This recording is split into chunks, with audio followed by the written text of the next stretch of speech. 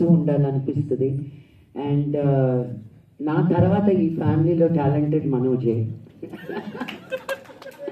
No, but jokes apart, he is the most talented. నేను ఈ సినిమాలో నా సాంగ్కి కానీ, నా ఫైట్కి కానీ, నా ట్రైలర్కి కానీ, నా టీజర్కి కానీ, నా కాస్టింగ్కి కానీ, నా కథ మొత్తం అయినప్పుడు కానీ ప్రతి అడుగులోనూ నేను మా నాన్నకు చూపించలేదు, విష్ణుకు చూపించలేదు, ఎవ్వరికి చూపించలేదు.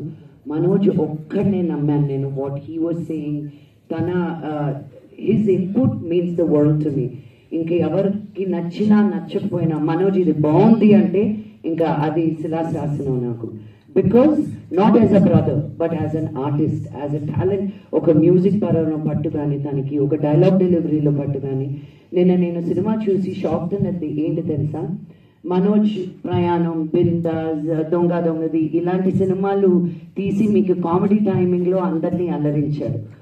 ఇంత ఒక సూపర్ హీరో విలన్ లాగా ఉండి టు హోల్డ్ దట్ స్పేస్ అనేది మామూలు విషయం కాదు. As a comedy timing actor నువ్వు అక్కడ చూస్తే హీఈస్ ఓన్లీ సీరియస్ యాక్టర్ అన్న ఫీలింగ్ ఇచ్చాడు నిన్న.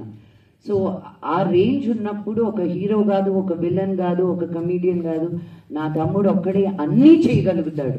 ఒక హీరో చేసినాడు, హీరోగానే నేను మిగిలిపోకుండా అన్ని రకాల్లోనూ ఏ షూ వేసినా ఐ కాల్ హిమ్ వాటర్.